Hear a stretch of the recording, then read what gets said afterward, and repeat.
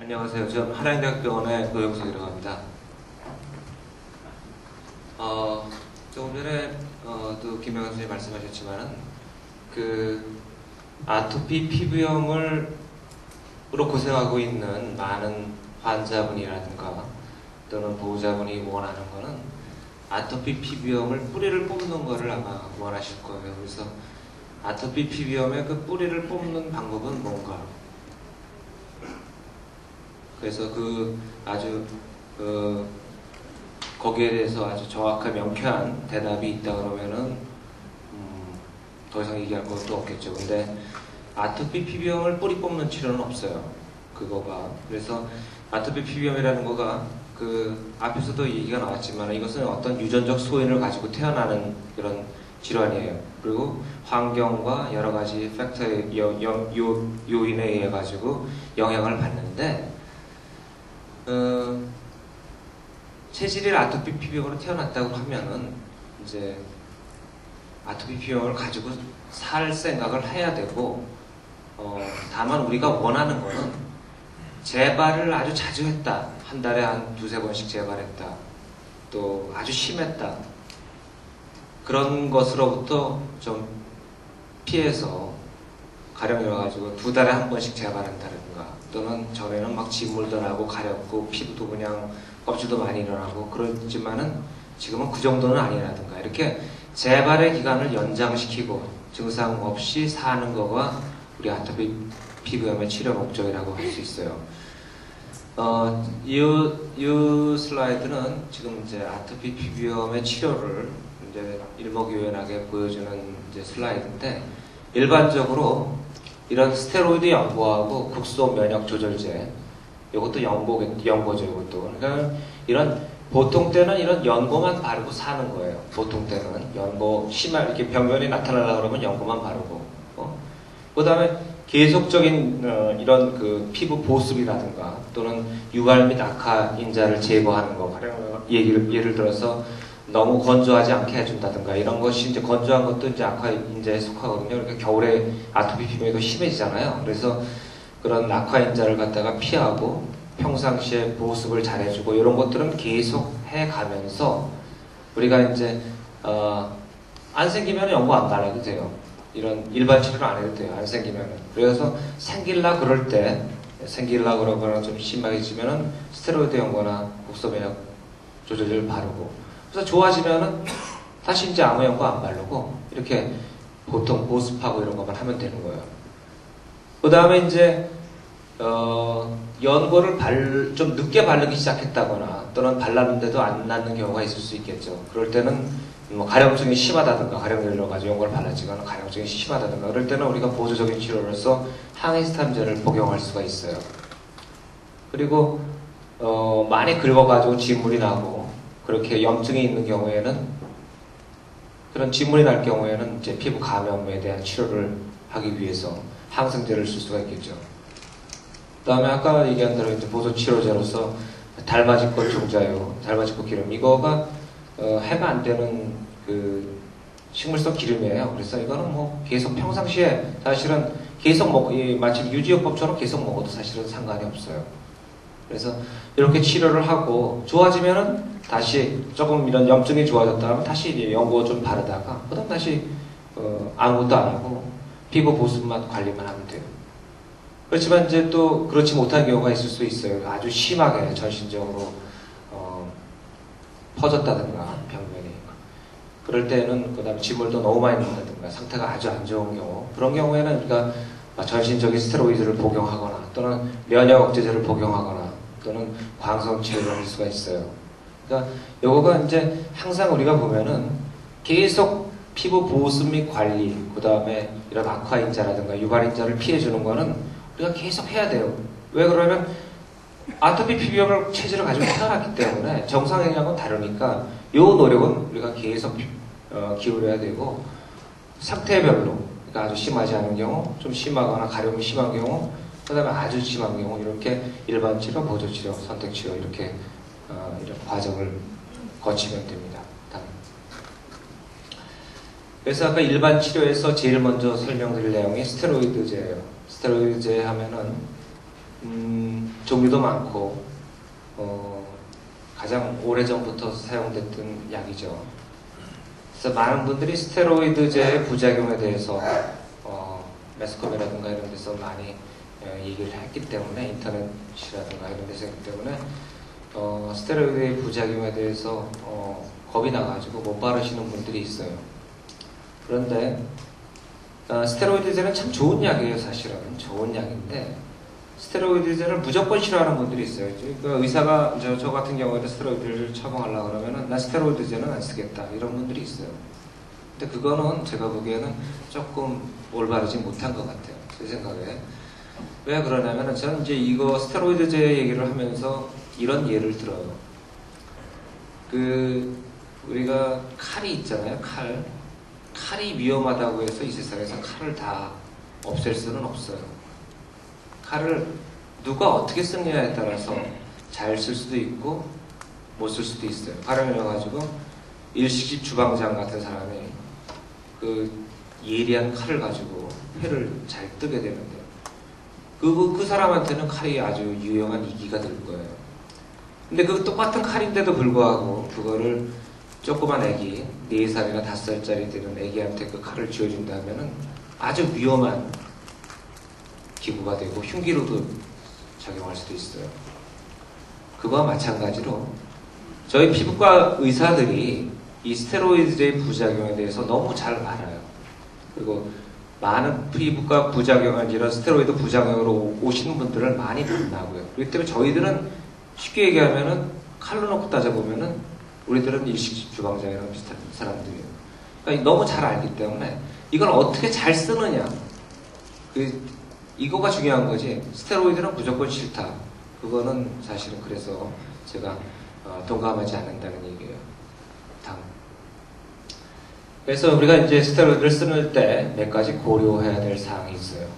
그래서 우리가 이제 스테로이드에 바르는 부위가 어디냐에 따라서 이 약한 부위하고 발바닥 같은 데하고 다르거든요. 그래서 제일 약한 데가 이제 점막이라든가 음낭, 얼굴, 그리고 가슴, 팔, 손바닥, 발바닥, 발톱, 뭐 이런 식으로 이게 좀 이쪽이 약한 쪽이고 약한 피부, 이것이 강한 피부, 이런 데는 오래 발라도 까딱없어요. 사실은 부작용도 없어요. 근데 우리가 제일 많이 쓰는 이제 문제가 되는 게 얼굴이잖아요. 얼굴이 약한 피부니까. 그래서 우리가 얼굴에 바를 때는 아까 조금 전에 본 사진에서 수많은 스테로이드 연고가 있는데 아주 약한 연고를 선택해서 발라야 되고, 또 바르더라도 좋아지면은 당장 단기간 사용해야지 돼요. 그러니까 좋아지면 더 이상 바를 필요가 없어요. 그 다음에 좋아지면서 바르는 횟수를 점점 줄여나가고, 그 다음에 이제 어떤 경우에 우리가 효과를 높이기 위해서 연고를 바르고 비닐을 덮는 경우가 있어요. 그렇게 되면 이제 효과가 더 잘 흡수가 되거든요. 그러니까 절대로 얼굴 같은 거 쓸 때는 그런 밀폐용품 같은 걸 쓰지 말고 사용을 해야 됩니다. 그 다음에 또 고려해야 될 사항은 나이인데, 유아하고 노인하고는 이제 젊은 성인하고 달리 유아의 경우는 체중에 대해서 체표 면적의 비율이 넓고 또 대사가 또 늦어요. 성인에 비해서. 그래서 전신적 흡수의 가능성이 높고, 노인 같은 경우에도 대사가 늦고 성인보다 또 피부가 얇아서 흡수가 잘 돼요. 그래서 이런 유아라든가 노인의 경우에 있어서는 약한 스테로이드제를 사용해야지 돼요. 또 아까 마찬가지로 바른 횟수도 줄이고 좋아지면 단기간 사용해야지 돼요.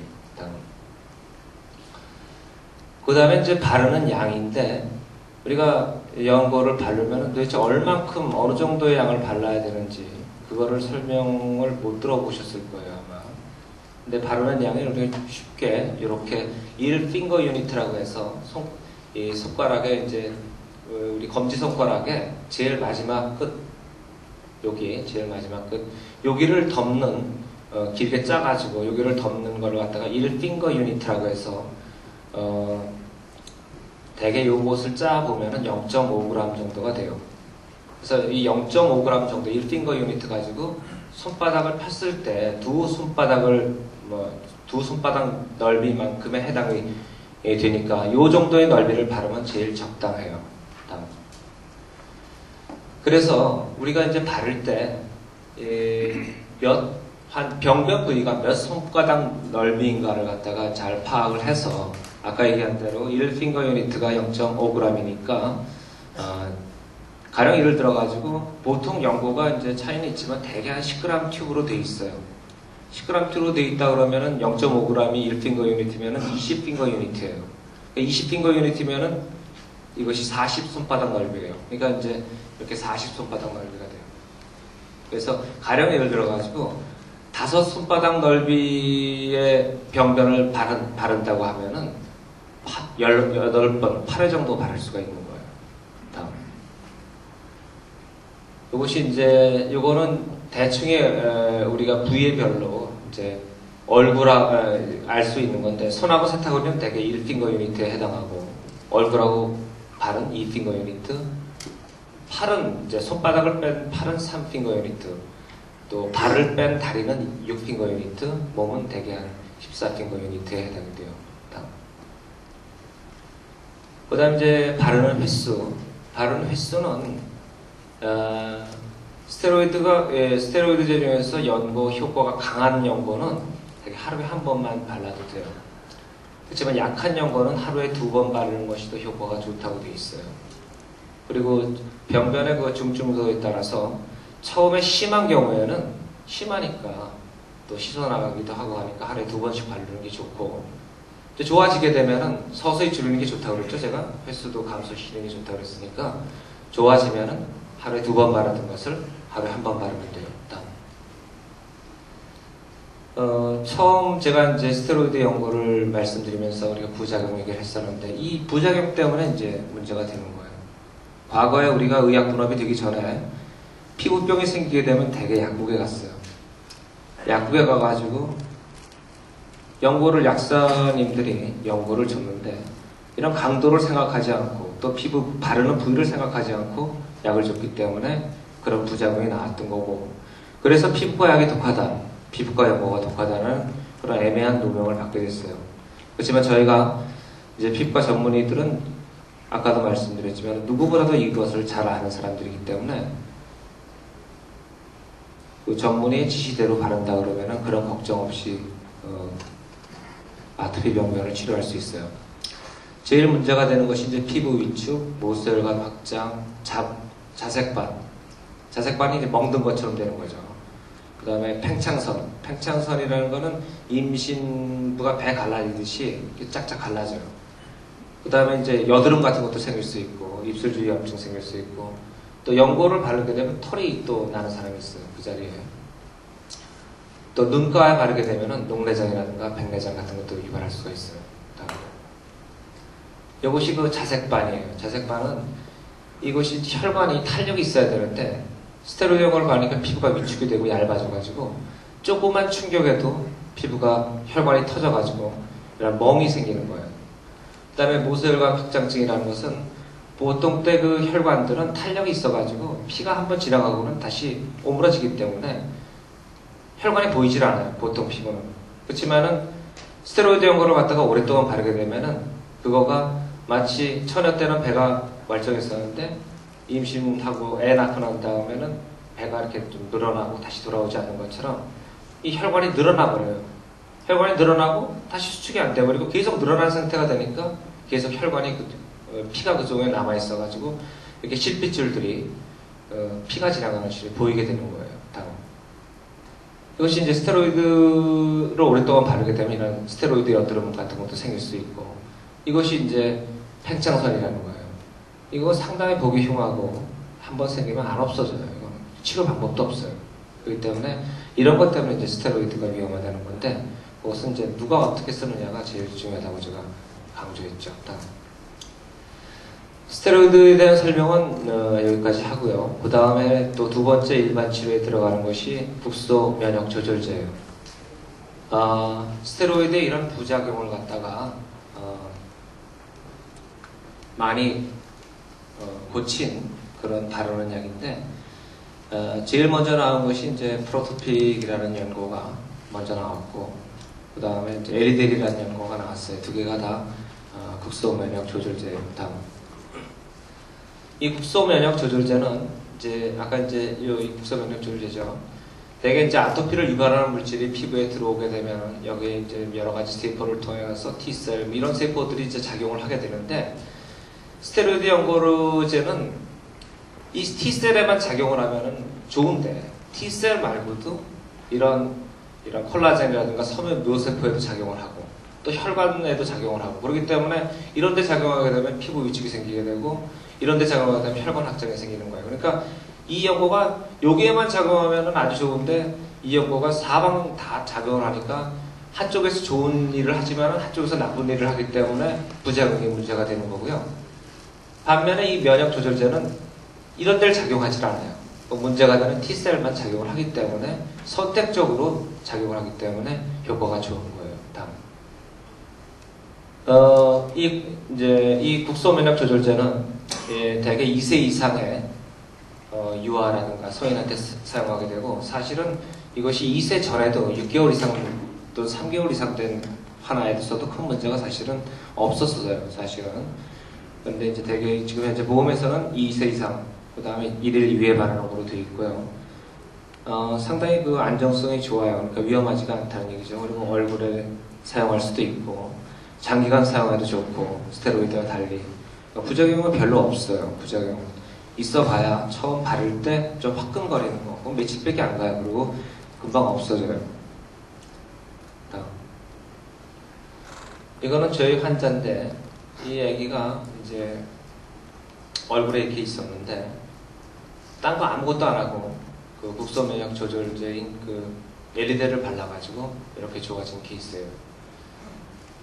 여기에 이제 스테로이드를 만약에 발랐다 하면은 애기니까 아까도 문제대로 문제가 약한 피부니까 문제가 있을 테고, 또 한 가지 그런 부작용이 또 나올 수도 있는데, 이렇게 그 얼굴인데도 스테로이드 그 연고의 부작용 걱정 없이 잘 치료가 된 케이스입니다. 다음.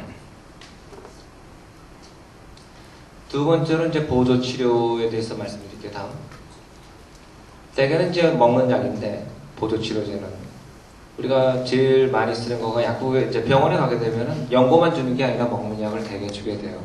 그래서 아토피 피부염 환자에 우리가 먹는 약을 준다 그러면 대개 가려우니까 가려움증을 없애주는 먹는 약을 주게 돼요. 아토피 피부염의 특징이 가려워요. 가려우니까 긁고, 긁으면은 계속 피부 병변이 더 나빠져요. 피부 병변이 나빠지니까 더 가려워지게 돼요. 또 가려워지게 되면 또 긁으니까 피부 병변이 나빠지고, 이러한 그 악순환을 계속하게 돼요. 그러니까 마치 돈이 있는 사람은 계속 돈을 투자해가지고 돈을 버는데, 돈이 없는 사람은 투자할 돈이 없어가지고 돈을 못 버는 거와 마찬가지로, 이것도 마찬가지로 계속 나쁜 사이클을 돌게 돼요. 그래서 이 고리를 하나를 끊어주게 되면은 가렵지 않으니까 긁지 않고, 긁지 않으면은 피부 병변이 좋아지니까 또 가렵지 않게 되고, 그러니까 좋은 방향으로 갈 수 있겠죠. 그래서 이런 경구항의 히스타민제를 사용할 수 있어요. 학자에 따라서는 경구항 히스타민제가 효과가 없다는 분들도 있긴 한데, 일단은 누가 그거에 효과가 있는 사람인지 없는 사람인지를 알 수 없기 때문에 일단 저희가 이것은 오랫동안 쓴다고 하더라도 해가 되는 약이 아니거든요. 그래서 대부분의 피부과 전문의들은 거의 약방의 감초식으로 이것을 처방하고 있어요.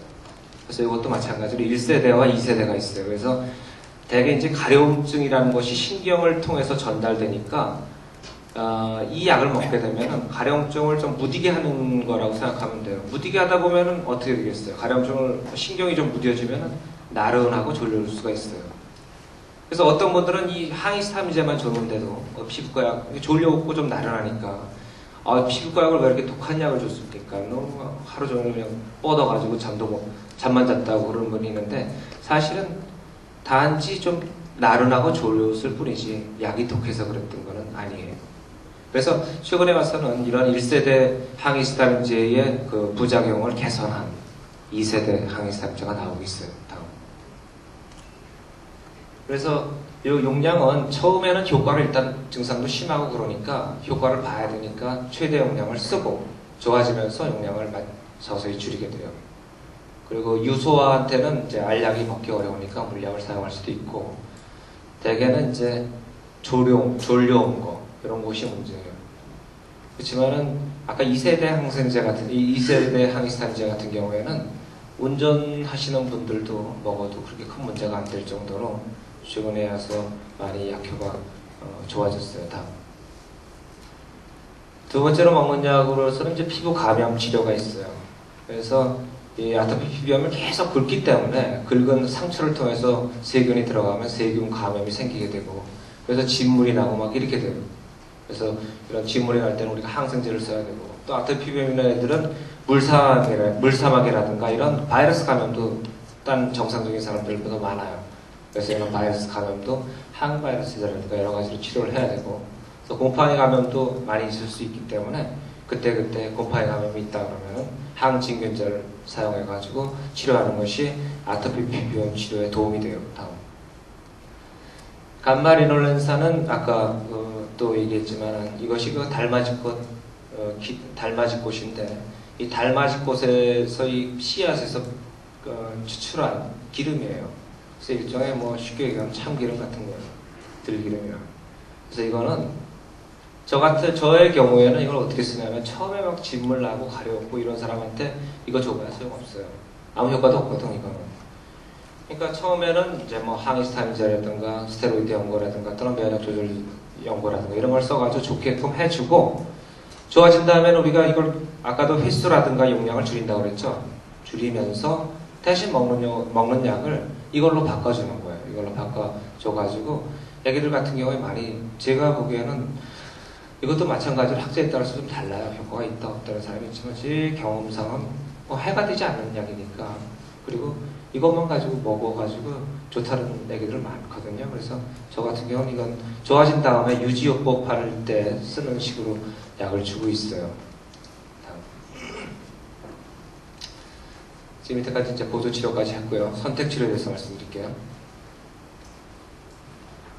선택치료는 이건 아주 심한 경우예요. 그러니까 막 뭐 아주 심한 경우, 전신에 퍼져 있다거나 뭐 전신에 진물이 난다거나 뻘겋고 이러한 심한 경우에 우리가 이제 선택적으로 뭐 입원이 필요할 수도 있겠죠. 이런 경우에는.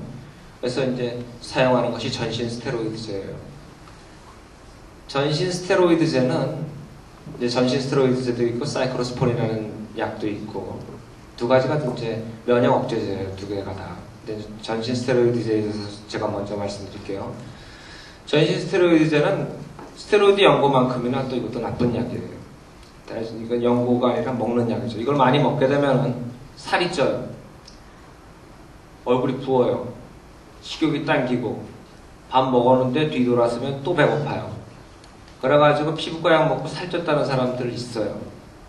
이게 바로 주 원인이 바로 이 스테로이드제예요. 그렇지만은 이거를 꼭 써야 될 때가 있어요. 우리가 이제 이거는 보통 쓰는 약은 아니에요. 아주 심한 경우에는 또 이것만큼 효과적인 약이 없어요. 그렇기 때문에 제한적으로 우리가 다른 치료에 반응하지 않거나 아주 증상이 급격히 악화된 경우에는 우리가 이걸 써요. 그렇지만 아까도 말씀드린 대로 이런 여러 가지 부작용이 있어요. 당뇨병이 있으면 당뇨를 악화시키고 결핵이 있으면 결핵을 악화시키고 아주 나쁜 문제점이 있어요. 그러니까 이런 것들을 잘 봐가면서 우리가 사용하게 되죠. 그래서 유의점이 효과가 우수하지만 장기간 사용하지 말라. 또 우리가 이것을 갑자기 끊으면 이제 어떤 분들은 이제 이걸 너무 심해가지고 병원에 오셨는데 이 약을 쓰게 되면 기가 막히게 좋아지거든요.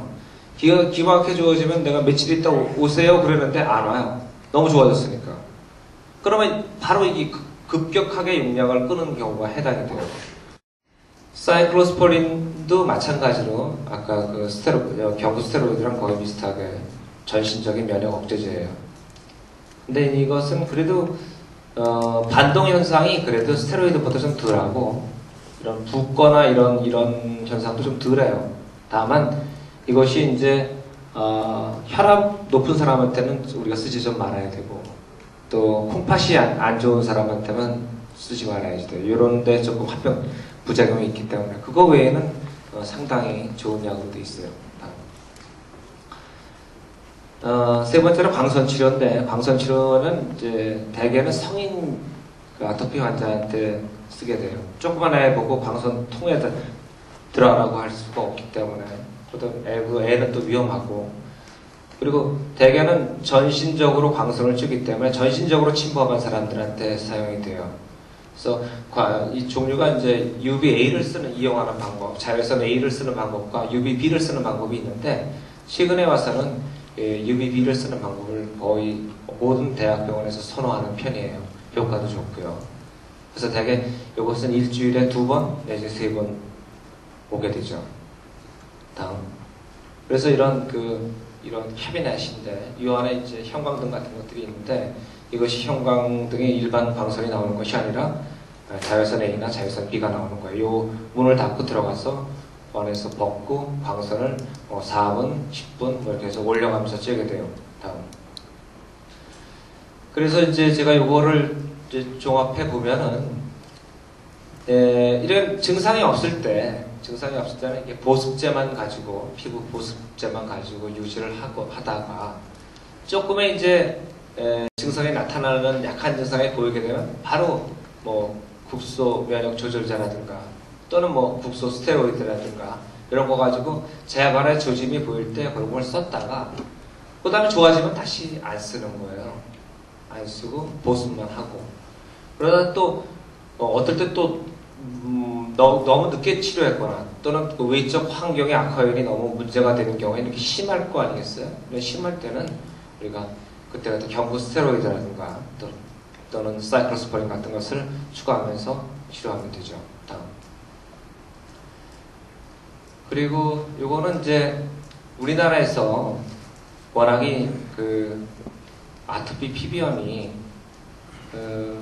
만성적인 병이고 또 병원에 다니면 좋아졌다가 병원을 또 치료 안 하게 되면 다시 나빠지고 이런 걸 반복하기 때문에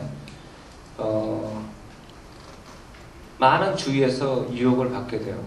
그래서 누가 용하다더라 또는 뭐 그래가지고 얘기를 듣고 또는 신문이라든가 이런 잡지라든가 또 인터넷 매체를 통해서 선전 나오는 걸 보면 상당히 그럴듯하거든요. 그래서 많은 분들이 특히 아토피 피부염으로 고생한 경력이 길면 길수록 저기 간 이렇게 뭐 이런 민간요법이라든가 한방이라든가 가신 분들이 많아요. 그래서 그렇지만 한방도 이게 어차피 마찬가지거든요. 이것이 치료할 때 좀 좋아지고 치료 안 하게 되면 또 나빠지는 건 마찬가지예요. 근데 치료할 때 나빠지더라도 제일 중요한 거가 제가 계속 강조하는 내용이지만 피부 보습과 이런 거를 계속 주의해 가면서 악화형을 피하면서 이렇게 신경을 써야지 돼요. 보습제 같은 것을. 이 보습이라든가 그거는 저희 다음 시간에 이혜영 선생님 잘 말씀해 주실 거예요. 그래서 이런 이제 한방의 문제인데 우리나라에서 이런 그 민간요법인 그 한방의 이용 밀도가 높은 것은 워낙에 이제 아토피염이 오래 가고 그런 만성적 경과를 취하니까 그렇고 또 피부과약은 독하다는 그런 일반적인 그 얘기를 주위에서 해요. 그렇기 때문에 그런 얘기 또 한약 한방에 가게 되면은 대개 이제 약초 성분이나 이런 거기 때문에 자연 성분일 것이다. 그래서 안전하다고 이렇게 생각하시는 분들이 있지만은 사실 또 이런 약초라는 거는 한 가지 단일 성분이 아니에요. 그거는 아주 복합적인 성분이기 때문에 사실 그렇지도 않지만은 많은 분들이 자연산이니까 좋아하시는 것 같아요. 저것도 광어회도 아닌데. 다음 슬라이드. 그래서 지금 민간요법의 사용 현황을 보면은 저희가 한약이 아주 제일 많고 그 다음에 건강보조식품, 또 온천요법, 식이요법 되게 이런 빈도 현재 한약이 제일 높은 곳으로 되어 있어요. 다. 그렇지만 이제 이 민간요법에 전신적인 부작용이 있는데 대개 이것이 여러 가지 성분이 복합적으로 들어있기 때문에 가령 여기서 우리는 항히스타민제 알약 하나면 항히스타민제 한 성분밖에 없어요. 그렇지만 약초에서 다리게 되면 가령 인삼에서 끓여가지고 다리게 되면 거기 수많은 약성분이 들어가 있는 복합제예요. 그렇기 때문에 여러 가지를 다 넣고 보면은 나쁜 거가 들어갈 가능성이 있어요. 그렇기 때문에 간독성 같은 것이 가장 문제가 되고 급성 심부전이라든가 또는 호흡부전증 같은 것도 문제가 돼요. 또 나비라든가 비속어 같은 것도 들어갔다는 보고도 있고 또 전신적인 피부 발진을 일으킬 수가 있어요. 그래서 이제 이런 문제가 나올 수가 있고 또 약과의 상호작용을 일으킬 수가 있어요. 다른 약과에. 그래서 데이지꽃이라든가 감초 같은 것은 스테로이드제라든가 면역제제하고 상호작용을 일으키고 또 데이지꽃과 이것은 항암제인데 같이 쓰게 되면 간독성이 증가되고 또 달맞이꽃을 간질환한테 쓰면은 역치가 감소돼가지고 용량을 더 늘리거나 또 늘리지 않으면은 그 간질 발작이 더 잦아지는 그런 문제를 일으킬 수 있어요. 다음. 민간요법의 국소 부작용으로는 접촉 피부염, 알레르기성, 자극성, 여드름 모양 발진, 광독성, 광활하게 피부염, 홍색 피부 다양한 것이 있어요. 다음. 이것은 알로에를 갖다가 이제 발라가지고 생기는 알레르기 접촉 피부염이고, 이것은 또 마늘을 가지고 즙을 만들어가지고 발라서 이런 막 피부가 화상같이 돼버려요. 이거는. 그래서 자극 접촉 피부염, 자극성 피부염이 생기고. 다음 알로에를 갖다 계속 발라가지고 여드름 모양 발진 생긴 거고, 또 이거 한약에 의해서 두드러기 모양의 발진이 생긴 거를 보여주고 있습니다. 다음. 그래서 이런 민간요법의 문제점은 치료 효과가 검증되지 않아서 과학적인 근거가 없다는 거. 또 사실 지금 좋은 치료 방법이 있는데 이런 것으로 빠지게 되면은 적절한 치료를 받을 수 있는 기회를 놓칠 수 있다는 거. 그리고 마지막으로 간독성이라든가 다른 심각한 부작용을 초래할 수가 있어요. 그래서 다음. 그래서 이게 마지막 슬라이드인데요. 그래서 아토피 피부염은 제가 계속 강조하는 얘기지만 아토피 피부염으로 체질을 가지고 태어났지만은 아토피 피부염으로 고생하지 않는 방법을 여러 선생님한테 치료를 받고 또 그런 쪽으로 해서 나가는 것이 가장 효과적인 치료 방법이 아닌가 생각합니다. 이상입니다.